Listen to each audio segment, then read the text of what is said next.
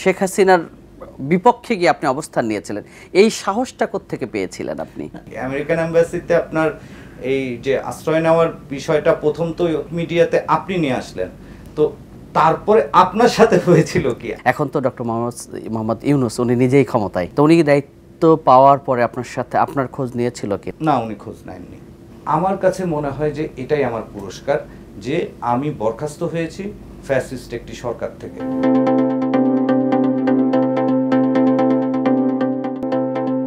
আসসালামু আলাইকুম, সবাইকে স্বাগত জানিয়ে শুরু করছি বাংলা ভিশনের নিয়মিত আয়োজন দেশের কথা। দর্শক, আজকে আমাদের সাথে এই পর্বে কথা বলার জন্য এসে উপস্থিত হয়েছেন ডক্টর ইউনূসের পক্ষে অবস্থান নেয়া সেই আলোচিত সাবেক deputy attorney general Imran Ahmed Bhuiyan. আপনাকে স্বাগত জানাচ্ছি আজকের আমাদের আয়োজনে। আপনাকেও স্বাগত জানাচ্ছি। আমরা শুরুতেই আপনার সম্পর্কে একটু বলতে চাই দর্শকদের। আমি যদিও বলেছি সাবেক ডেপুটি অ্যাটর্নি জেনারেল, আপনি কি মানে নর্মালি সাবেক বলা চলে নাকি না বাংলাদেশে একমাত্র বহিষ্কৃত ডেপুটি অ্যাটর্নি জেনারেল? সেটার অবশ্য মানে বড় ধরনের একটা ইতিহাস আছে যে এখনকার যিনি সরকার প্রধান ডক্টর মোহাম্মদ ইউনূস, ওনার বিপক্ষে সরকারের নির্দেশিত একটা স্টেটমেন্ট দেওয়ার জন্য চাপ দেওয়া হয়েছিল আপনাদেরকে সবাইকে। যখন চাপ দেওয়া হচ্ছিল ঠিক সেই সময় ডক্টর মোহাম্মদ ইউনূসের পক্ষে এবং সরকারের সরাসরি বিপক্ষে গিয়ে আপনি অবস্থান নিয়েছিলেন। তাদের সেই নির্দেশ তো পালন করেননি, উল্টো আরও মিডিয়ার সামনে গণমাধ্যমকে আপনি বলেছিলেন যে এগুলো একটা বিচারিক হয়রানি। সেটা মুহূর্তের মধ্যে তোলপাড় হয়ে যায় সারা দেশের মধ্যে। তারপর আপনার নানা ধরনের হয়রানি, হুমকি ধামকি, ইভেন সেই সময়ই আপনাকে বহিষ্কার করা হয়েছিল এই ডেপুটি অ্যাটর্নি জেনারেল পদ থেকে। আসলে আপনি ওই সময় এই অবস্থানটা নিয়েছিলেন কেন? আসলে আমাকে বহিষ্কার না, আমাকে ডিসমিস করা হয়েছিল, মানে বাংলা ভাষায় ঠিক বরখাস্ত।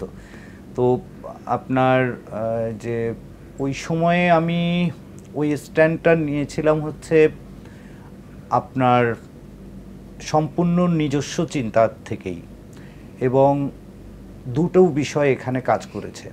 একটা বিষয় হচ্ছে যে আপনার আমি একটা সরকারকে মেসেজ দিতে চেয়েছিলাম যে এটার মাধ্যমে ওনার মতো এরকম একজন সর্বজন বিদিত, সর্বজন গ্রাহ্য, বিশ্বব্যাপী সর্বজন গ্রাহ্য একজন মানুষকে এভাবে অপমান অপদস্থ করার মাধ্যমে আসলে সরকার বা শেখ হাসিনা কিছুই অর্জন করতে পারবেন না হারানো ছাড়া। অতএব এই জিনিসটার আসলে কোনো দরকার নেই, প্রয়োজন নেই। সারা পৃথিবীর মানুষ বলছে, সারা বাংলাদেশের মানুষ বলছে যে আসলে এই জিনিসটা সম্পূর্ণ রকমের হয়রানি। আসলে বাস্তবেও ছিল তাই। আর ওনার বিপক্ষে স্টেটমেন্ট দেওয়ার যে হিড়িকটা পড়েছিল, সেই হিড়িকের ভিতরেও এই স্টেটমেন্ট দেওয়া মানেও ছিল আসলে বিচারকে প্রভাবিত করা। এই সব কিছু বিবেচনায় এবং সর্বোপরি আমার কাছে মনে হয়েছে যে এই জায়গায় আমারও আসলে আমি এটা দিব না, আমি আপনার এই জায়গায় এটা যদি দিই তাহলে নিজের সাথে নিজের এক ধরনের প্রতারণা করা হবে। সব কিছু মিলিয়ে আমি এই সিদ্ধান্তটা নিয়েছিলাম। দর্শক, বিষয়টি ঠিক এক বছর আগের, সেই এক বছর আগের রিপোর্টটি আমরা দেখে আসি। বরখাস্ত হওয়ার পরপরই ঢাকার মার্কিন দূতাবাসে আশ্রয় চেয়েছেন আলোচিত সেই deputy attorney general Imran Ahmed Bhuiyan. ইতিমধ্যে সপরিবারে ঢাকার মার্কিন দূতাবাসে গেছেন বলেও জানান তিনি। তবে আশ্রয় দেওয়ার বিষয়ে মার্কিন দূতাবাসের পক্ষ থেকে কিছুই জানা যায়নি। আপনি এখন কোথায় এবং কেন এসেছেন? আছি ভাই, যে যতটুকু ভালো থাকা যায় আছি। বিভিন্ন রকমের অপতৎপরতাগুলো ছিল, সেগুলো আসলে যে কোনো সময় কেবল আমার না, আমার সম্পূর্ণ পরিবারের উপরে আঘাত আসতে পারে। আর তাই আমি এখানে আশ্রয় প্রার্থনা করছি। আমি পরিষ্কারভাবে বলে দিতে চাচ্ছি, আমেরিকায় আমার কোনো ভিসা নেই। আমি এখানে দূতাবাসে আশ্রয়ের জন্য এসেছি, শুধুমাত্র আমার এবং আমার পরিবারের আশ্রয়ের জন্য। অন্য কোনো রকম কোনোভাবে যেন এই জিনিসটাকে অপব্যাখ্যা করা না হয়। দূতাবাসের নিষেধাজ্ঞা থাকায় সরাসরি ক্যামেরায় কথা না বললেও তিনি এক ভিডিও বার্তায় এই প্রতিবেদককে জানান, ডক্টর ইউনূসের মামলার বিষয়ে তার অবস্থান জানানোর পর থেকেই নানা ধরনের চাপে পড়েছিলেন। তাকে বরখাস্ত করা হবে না এমন আশ্বাসে এতদিন চুপ ছিলেন বলেও জানান তিনি। পুরো পরিবার জুড়ে গত কয়েকটা দিন অসম্ভব রকমের হ্যারাসমেন্টের ভিতর থেকে গিয়েছি। এই যে হুমকি ধামকি গুলো ছিল এবং এই যে বিভিন্ন রকমের অপতৎপরতা গুলো ছিল, সেগুলো আসলে যে কোনো সময় কেবল আমার না, আমার সম্পূর্ণ পরিবারের উপরে আঘাত আসতে পারে। গত বৃহস্পতিবারও তিনি সাংবাদিকদের এমন কথাই জানিয়েছিলেন। এই মাত্র আমি একটা জিনিস ইনফর্মড হয়েছি, সেটা হচ্ছে যে আপনার ওই যে অ্যাটর্নি জেনারেল অফিসের কার্যালয় থেকে আমি ওই যে একটা পত্রিকার মাধ্যমে ওইটা পেয়েছি যে ওই অ্যাটর্নি জেনারেল অফিসের যে কর্মকর্তাদের কোনো মিডিয়ায় বক্তব্য প্রদান করার পূর্বে অনুমতি নিতে হবে। তো আমি এই কারণে আমি যেহেতু এটা এখন অবগত, আমি অ্যাটর্নি জেনারেল অফিসেই রয়েছি, অতএব আমি এখন আর এই বিষয় নিয়ে কোনো মন্তব্য করব না। ডক্টর ইউনূসের মামলার বিচারিক কার্যক্রম স্থগিত চেয়ে সম্প্রতি বারাক ওবামা, হিলারি ক্লিন্টন এবং বেশ কয়েকজন নোবেলজয়ী সহ বিশ্বের 160 জন বিশিষ্ট নাগরিক বিবৃতি দেয়। এর পরপরই তাদের সমালোচনায় দেশের বিভিন্ন নাগরিকদের বিবৃতির ধারাবাহিকতায় অ্যাটর্নি জেনারেলের অফিসের বিবৃতির বিপরীতে অবস্থান নেন deputy attorney general Imran Ahmed Bhuiyan. সেই সাথে ডক্টর ইউনূসের মামলাকে বিচারিক হয়রানি বলেও মন্তব্য করেন তিনি। সুজন মাহমুদ, বাংলা ভিশন, ঢাকা। আমরা রিপোর্টটি দেখলাম, এই রিপোর্টটা আমারই করা ছিল। একটা ভয়াবহ দিন গিয়েছে, আসলে কি হয়েছিল সেদিন আমাদেরকে একটু, দর্শকদের একটু বলেন। আসলে ভয়াবহ দিন না, পুরো ভয়াবহ সপ্তাহ বলা যেতে পারে। কারণ ঘটনার সূত্রপাত তো 3 তারিখ থেকে। 3 তারিখে যখন আমি পাবলিকলি এই জিনিসটা বললাম মিডিয়ার সামনে, তার আগের থেকেই তো শুরু হয়েছে। তখন যে সিচুয়েশনটা, যে ওই সিচুয়েশনটা আমার কাছে মনে হয়েছিল যে আপনার 75 পূর্ববর্তী অবস্থাটা বিরাজ করতেছে। আপনি যখন বিচারিক হয়রানি বলে মিডিয়াতে কথা বললেন, তারপর থেকে আমরা দেখলাম যে আপনার পদবি কেড়ে নেওয়া হলো, আপনাকে বহিষ্কার করা হলো, এবং ওই সময় সাংবাদিক হিসেবে আমি নিজে আপনার সাথে যোগাযোগ করেছিলাম। তখন দেখছিলাম যে আপনার পরিবারের মধ্যে একটা আতঙ্ক, আপনার মধ্যে একটা আতঙ্ক। অবশেষে আপনি বাধ্য হয়েছিলেন আমেরিকান এম্বাসিতে আশ্রয় নেওয়ার জন্য। মানে ওই কয়েকদিনের ঘটনাটা একটু বলবেন যে আসলে কিসের এত প্রেশার ছিল, কি ধরনের প্রেশার ছিল? প্রেশার মানে কীরকম, আপনার এই যে আপনার আমার পুরো বাসার চারিদিকেই এবং আমার বাসার পিছনে আমি জাস্ট একটা উদাহরণ দিচ্ছি, আন্ডার কনস্ট্রাকশন বিল্ডিং ছিল। সেই আন্ডার কনস্ট্রাকশন বিল্ডিংয়ে ওই আমার বারান্দার ওটা দিয়ে দেখা যায়, ওই আন্ডার কনস্ট্রাকশন বিল্ডিংয়ে সারা রাত উইথ আর্মস আপনার পুলিশ থাকতো। পুলিশ মানে কি, এগুলো ঠিক পুলিশের মতো ড্রেসও না, মানে অনেক সিভিলে না সিভিলও না, মানে আমি আপনাকে কি বলবো, এটা মানে ভয় ভীতি দেখানোর একটা ওইটার আর কি। মানে তারা কি, এটা একটা উদাহরণ দিলাম আপনাকে, মানে মনে হচ্ছে আমি একটা মানে বিরাট বড় অপরাধী।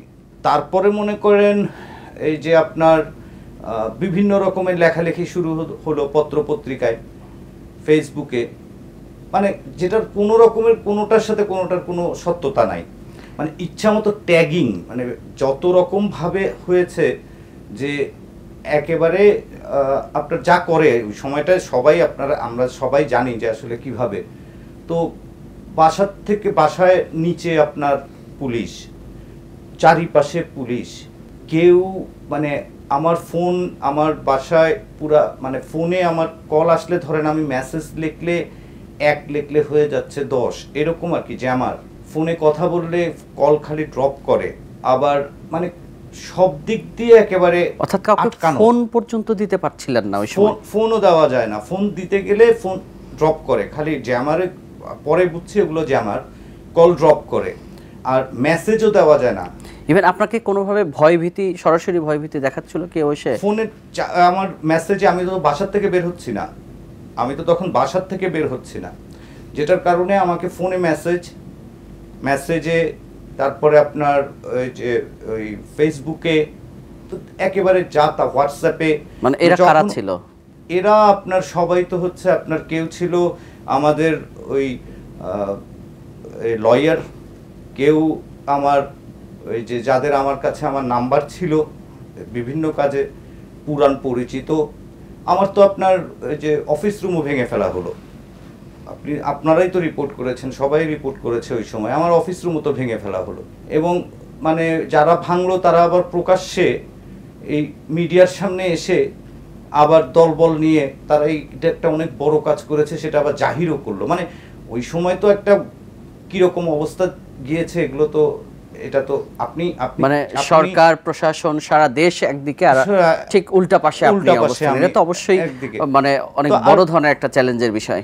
আর অ্যাটর্নি জেনারেল অফিসে ডেপুটি অ্যাটর্নি জেনারেলের অফিস ভেঙে ফেলতেছে, হ্যাঁ এই জিনিসটা আসলে মানে কিরকম ব্যাপারটা আপনার? আমার তো মনে হয় পৃথিবীর কোনো অ্যাটর্নি অফিসেই এভাবে ভাঙচুর হয়েছে, কোনো ডেপুটি অ্যাটর্নি জেনারেলের অফিস বা চেম্বার, এটা আমার কাছে মনে হয় একটা ইউনিক ঘটনা ঘটাইছে এই বাংলাদেশ আওয়ামী লীগ সরকার। আপনি অথবা আপনার পরিবারের কাউকে সরাসরি প্রাণনাশের হুমকি? সরাসরি ওগুলো ফোনে তো আপনার সবসময় হুমকি, খুব পরিচিত লোকজনের হুমকি। মানে আশ্চর্য লাগবে আপনার কাছে এরকম বিষয়টা, যে খুব পরিচিত লোকজন একেবারে আপনার যে হুমকি দিচ্ছে, ফোনে মেসেজ, এইটাতে আমি তো বের হচ্ছি না তখন। ওই সময়টায় আপনাদের যে সাপোর্টটা পেয়েছি, মিডিয়ার যে সাপোর্টটা পেয়েছি, সেই সাপোর্টটা না পেলে তো আসলে আমিও প্রবলেমের ভিতরে থাকতাম পুরোপুরি। মানে আমাকে পুরো প্ল্যানটাই ছিল এরকম। তো সেই জায়গা থেকে আমার কাছে তো মনে হয় প্রেশারটা আপনারা কতটুক পাইছেন সেটাও একটা জানার বিষয় থাকে, আমার আগ্রহটা আছে। এতক্ষণ তো আমাকে কোশ্চেন করলেন, এবার আমি আপনাকে কোশ্চেন করি। আপনি যখন আমার এই আমেরিকান এম্বাসিতে আপনার এই যে আশ্রয় নেওয়ার বিষয়টা প্রথম তো ইলেকট্রনিক মিডিয়াতে আপনি নিয়ে আসলেন, তো তারপরে আপনার সাথে হয়েছিল কি, আপনি সেটাকে আমাকে জানাবেন। আসলে আমি বলছিলাম যে এটা ভয়াল একটা স্মৃতি। আমি যখন শুনলাম যে আপনারা আমেরিকার এম্বাসিতে আশ্রয় নিয়েছেন, আমি ওখানে যাওয়ার পরপরই আমি দেখলাম যে কিছু মানে পরিবেশটাই কেমন একটু গুমোট পরিস্থিতি। তা আমি আমার যথারীতি ক্যামেরা পার্সন যে ছিল সাথে এবং ড্রাইভার যে ছিল সাথে, আমরা এই ধরনের পরিস্থিতিতে ড্রাইভারগুলোকে খুব কনসাস থাকতে বলি, যে কোনো সময় যেন আমরা এই স্থানটা ত্যাগ করতে পারি। ক্যামেরা পার্সনকে বললাম যে এখানে আমরা কিছু ভিডিও বা ছবি নেওয়ার চেষ্টা করব। যথারীতি এম্বাসি কর্তৃপক্ষ এবং পুলিশ ছিল ওখানে, পুলিশ বলল যে এখানে কোনো মিডিয়ার গাড়ি দাঁড়ানো যাবে না এবং মিডিয়ার মানুষও থাকা যাবে না। তারপরও আমি আমার মতো করে, আমি সেদিন পাঞ্জাবি পরেছিলাম, পাঞ্জাবি পরে পথচারীর মতো করে হেঁটে হেঁটে আপনার সামনে, যখন আমি কয়েক দফা গিয়ে ব্যর্থ হয়েছি, পরবর্তীতে আমি আপনাকে ফোন করেছি যে আমরা ফোনে কিছু ভিডিও নেই। দেন আমার মোবাইলে আমি কিছু ভিডিও ওখান থেকে ধারণ করছিলাম, সেটা উল্টো পাশ থেকে আমাকে কয়েকজন ফলো করছিল, আমি খেয়াল করছিলাম। তা যথারীতি আমি ক্যামেরা পার্সনকে বললাম যে আমাদেরকে ফলো করছে, যে আমরা খুব তাড়াতাড়ি স্থান ত্যাগ করি। আমরা গাড়িতে ওঠার সাথে সাথে ড্রাইভারকে ইনস্ট্রাকশন দিলাম যে ভাই যত কিছুই আসুক আমরা যেন কোথাও না হয়, আক্রান্ত না হয় অথবা থেমে না যাই। এম্বাসি পার হয়ে জাস্ট ওদের গেটটা পার হয়ে একটু সামনে আসছি, আসার সাথে দেখলাম যে উল্টা পাশ থেকে আমাদের একটা গাড়ি ফলো করতেছে, তারা উল্টা দিক থেকে আসলো, একটা হাইস গাড়ি এসে আমাদেরকে সিগন্যাল দিল। আমি ড্রাইভারকে বললাম যে কোনোভাবে থামানো যাবে না, আপনি আপনার মতো করে জোরে টেনে যান। তা অন কাইন্ড অফ প্রায় 10-15 মিনিটের মতো সময় লেগেছে, আমাদের একটা রেস হয়েছে। রেস হওয়ার পর আমরা সৌভাগ্যবান, পরবর্তীতে শুনেছি যে মানে হয়তো বা এখানে আপনি যেভাবে আক্রান্ত হয়েছিলেন, তা আপনি তাদের লক্ষ্যবস্তু ছিলেন, কিন্তু আপনাকে যেহেতু আমরা হাইলাইটস করছি, বিষয়টা সামনে তুলে নিয়ে আসছি, যার কারণে পরবর্তীতে ওদের লক্ষ্যবস্তুতে আমরা পরিণত হয়েছি, যে কোনোভাবে এটা যেন অফিস পর্যন্ত আমরা নিয়ে আসতে না পারি। আচ্ছা, তো এই কারণে তবে আমাদের সৌভাগ্য ছিল, আমাদের ড্রাইভার প্রথম দিকে বোকামি করেছিল, বুঝতে পারেনি, কিন্তু পরের দিকে যখন বুঝে গেছে, ওর মতো করে অনেক অলিগলি চেনে, অলিগলির ভিতর দিয়ে আমরা হাতির ঝিল পর্যন্ত আসলাম। হাতির ঝিল থেকে আমরা আবার মধুবাগের ভিতর দিয়ে আমরা অফিসে চলে আসলাম। অফিসে এসেই আমি চিন্তা করলাম, আমাদের যেহেতু ডিজিটাল প্ল্যাটফর্ম আছে, চিন্তা করলাম যে সাথে সাথে এটা আগে ডিজিটালে দিয়ে দিই। ডিজিটালে দেওয়ার সাথে সাথে এর মধ্যে আমার অফিসে ফোন, আমাদের হায়ার অথরিটিকে ফোন, যে আমরা কি কাজ করছি। কে ফোন করলো? এটা বিভিন্ন সংস্থার লোকজন, আপনি জানেন এটা। ইভেন আমার কাছেও ফোন এসছে, নানা ধরনের মানুষ ফোন করেছে আমার কাছে। সরাসরি ওই সময়কার জেনারেল জিয়া ফোন করেছিল ডিরেক্ট। পাশাপাশি আমার কাছে আরেকজন লেফটেন্যান্ট কর্নেল, আমি নামটা ভুলে গেলাম, উনি আমাকে ফোন করেছিল। তারপর পুলিশের কয়েকজন আমাকে ফোন করেছিল। তা আমি যথারীতি আমার বোর্ডলি অ্যান্সার, তারা আমার বলছিল যে আপনার বাড়িতে, আমার বাড়ি বগুড়ায়, তারা বলছিল যে সামহাও আমি সরকারকে বিপদে ফেলা হয় বা ফেলা যায় এ ধরনের কোনো ঘটনা নিয়ে টুইস্ট করছি, তাদের ল্যাঙ্গুয়েজ ছিল এটা, টুইস্ট করছি। তা পরবর্তীতে আমি ফোন অফ করে দিলাম, অফ করে দিয়ে আমি 2 দিন অফিসে আসিনি। সুতরাং আমরা বোধহয় সবাই একটা চাপের মধ্যে, মানে ওই সময়কার স্মৃতি, যার কারণে অনুষ্ঠানের শুরুতেই কিন্তু বলছিলাম যে এটা একটা ভয়াল স্মৃতি ছিল। আমি যখন এম্বাসির সামনে দেখছিলাম যে আপনার সাথে আপনার পরিবারের লোকজন, মানে সবার মধ্যে একটা আতঙ্কের ছাপ। বিষয়টা এরকম ক্ষেত্রে তো আপনার এটা এই যে একটা মানুষের বিরুদ্ধে যখন বা একটা ফ্যামিলির বিরুদ্ধে যখন ফুল রাষ্ট্রটা নেমে পড়ে, তখন তো এই করা ছাড়া আসলে আর কোনো উপায়ও থাকে না। আপনি জুলিয়ান অ্যাসাঞ্জও তো এই কাজই করেছিলেন, তাই না? আলটিমেটলি তো তখন আপনার একটা জায়গা থেকে এমন একটা জায়গায়, এমন একটা জুরিসডিকশনে যেতে হবে যে এই জুরিসডিকশনে আর সরকার কোনো কিছু করতে পারবে না আপনাকে। তো সেরকম জুরিসডিকশন তো আসলে এমবাসিগুলাই এর মধ্যেই পড়ে আর কি, এর মধ্যেই পড়ে। তো এইভাবেই আসলে জিনিসটা, চিন্তাটা আসছিল, কারণ আমার তার কোথাও যাওয়ার জায়গা নেই। ইনফ্যাক্ট আমার তো পাসপোর্টেরও ভ্যালিডিটি ছিল না। এই হচ্ছে যে বিষয়টা। শেখ হাসিনার বিপক্ষে গিয়ে আপনি অবস্থান নিয়েছিলেন, এই সাহসটা কোত্থেকে পেয়েছিলেন আপনি? এটা তো রাষ্ট্রের বিরুদ্ধে না, মানে আমি সরাসরি শেখ হাসিনার কথা বললাম। ওনারা তো চেয়েছিল, ওই সময় রাষ্ট্রই বলা চলে চেয়েছিল যে তার পক্ষে, মানে তার বিপক্ষে অবস্থান নেয়ার জন্য। কিন্তু আপনি তখন এত বড় একটা দায়িত্বে থাকার পরে আপনি এই সাহসটা আসলে কোত্থেকে পেয়েছিলেন? এখন এই সাহসটা আসলে আমি যদি সত্যি কথা বলি, সেটা হচ্ছে যে আমি আসলে এইটার সাথে কোনোভাবেই একমত হতে পারছিলাম না যে এইটা ভুল হচ্ছে। এটা আমি পরিষ্কার বুঝতে পারছি, মানে পারছিলাম যে এটা আসলে ভুল হচ্ছে। এটাতে এই স্টেটমেন্টটা দেওয়া মানেই হচ্ছে আপনার আর একটা বিচারকে প্রভাবিত করা। ওনরা বলছেন যে বিচারকে প্রভাবিত করার চেষ্টা এই স্টেটমেন্টগুলো দেওয়া।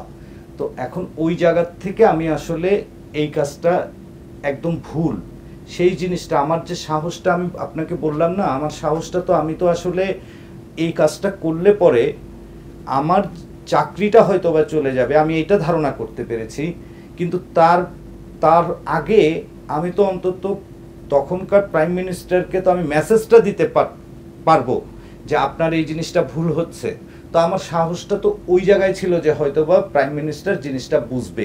আমার যদি একদম সাহসটার বিষয়টা বলেন, আরেকটা বিষয় যেটা, সেটা হচ্ছে যে আপনার যেটা সত্য, যে বিষয়টা একদম সত্য, পরিষ্কার সত্য, আমি তো সেই সত্য কথাটাই বলেছি। আর আপনি বলতে পারেন তাহলে আপনি পাবলিকলি অ্যানাউন্স কেন করলেন? আপনি পদত্যাগ করে চলে যেতে পারতেন, ওটা করতেন, যেটা আইনমন্ত্রী যেটা বলেছিল যে উনি এটা পদত্যাগ করেই তো উনি চলে যেতে পারতেন, উনি কেন পাবলিকলি অ্যানাউন্স করলেন?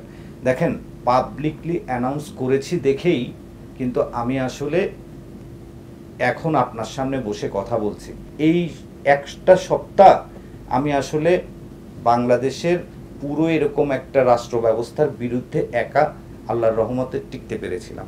এখন তো ডক্টর মোহাম্মদ ইউনূস উনি নিজেই ক্ষমতায়, তো উনি দায়িত্ব পাওয়ার পরে আপনার সাথে আপনার খোঁজ নিয়েছিল কিনা, অথবা আপনি এখন কোথায় আছেন, মানে কি করছেন? না, আমি এখন যে প্রফেশনে আছি, আমি খুব আনন্দের সাথেই প্রফেশনে আছি, আলহামদুলিল্লাহ। কিন্তু উনি কি আপনার খোঁজ নিয়েছিল যে আপনি একমাত্র মানুষ যার পক্ষে সরাসরি রাষ্ট্রের, মানে একটা পুরা ব্যবস্থার বিরুদ্ধে, সরকারের বিরুদ্ধে গিয়ে এরকম ঝুঁকি নিয়ে আপনি অবস্থান নিলেন, তারপরে আপনার খোঁজ নিয়েছিল কি? না, উনি খোঁজ নেননি, কিন্তু যে হতে পারে যে ওনার ব্যস্ততা আছে। আমরা ভেবেছিলাম যে আপনি হয়তো আবার আগের দপ্তরে ফিরে যাবেন, অথবা আপনি এখানে থাকার কথা ছিল। আপনি কি আছেন ওখানে নাকি না? না, আমি আমার যে প্র্যাকটিসেই আছি। দেখুন, আমি আপনাকে একটা কথা বলি, সেটা হচ্ছে যে আমার মনে হয় আমি আমার পুরস্কারটা আমি পেয়ে গেছি। পুরস্কারটা পেয়ে গেছি কিভাবে? সেটা হচ্ছে এই যে গত 16 বছরে আপনার আমার মতো ছোট একটা পদে ডেপুটি অ্যাটর্নি জেনারেল অনেক ছিল, অ্যাটর্নি জেনারেলও ছিল, অ্যাডিশনাল অ্যাটর্নি জেনারেলও ছিল, এবং অনেক যে সচিব ছিল, আমলা ছিল, অনেক আর্মি অফিসার ছিল, সিভিল মিলিটারি ব্যুরোক্রেটরা যারা ছিল তারা অনেক ছিল। কারো নামের সাথে তো বরখাস্ত কথাটা আসেনি। আমার কাছে মনে হয় যে এটাই আমার পুরস্কার, যে আমি বরখাস্ত হয়েছি ফ্যাসিস্ট একটি সরকার থেকে। এটা আমার কাছে মনে হয় যে আমি এটা অনেক বড় পুরস্কার আমার জন্য, এটাই আমার পাওনা, আমি এটা মনে করি। কারণ এই জায়গাটায় আপনি দেখেন, কিন্তু কম মানুষ অবসর নেয়নি, কম মানুষ এখান থেকে বেনিফিট নিয়ে চলে যায়নি, কিন্তু কাউকে তো বরখাস্ত হতে হয়নি, তাই না? তো সেই জায়গার কেউ তো প্রতিবাদ করেনি। তো প্রতিবাদ করেছি, এই যে সরকার আমাকে বরখাস্ত করেছে, আমার নামের পিছনে সবসময় লেখা থাকবে deputy attorney general within bracket বরখাস্ত। এটাই তো আলহামদুলিল্লাহ আমার কাছে মনে হয় এটা অনেক বড় প্রাইজ আমার জন্য। আমাদের সাথে এতক্ষণ অনেক গুরুত্বপূর্ণ আলোচনায় আপনি অংশ নিয়েছেন এবং অনেক গুরুত্বপূর্ণ কথাও বলেছেন নিজের অভিজ্ঞতার পাশাপাশি। এতক্ষণ সময় দেওয়ার জন্য আপনাকে অসংখ্য ধন্যবাদ। আপনাকে অসংখ্য ধন্যবাদ। বাংলা ভিশনের সকল দর্শকদের আমার শুভেচ্ছা। দর্শক, এতক্ষণ আমাদের সাথে থাকার জন্য আপনাদেরকেও ধন্যবাদ জানাচ্ছি। দেখা হবে এর পরের পর্বে। ঠিক সে পর্যন্ত ভালো থাকবেন, সুস্থ থাকবেন এবং বাংলা ভিশনের সঙ্গেই থাকবেন। আল্লাহ হাফেজ।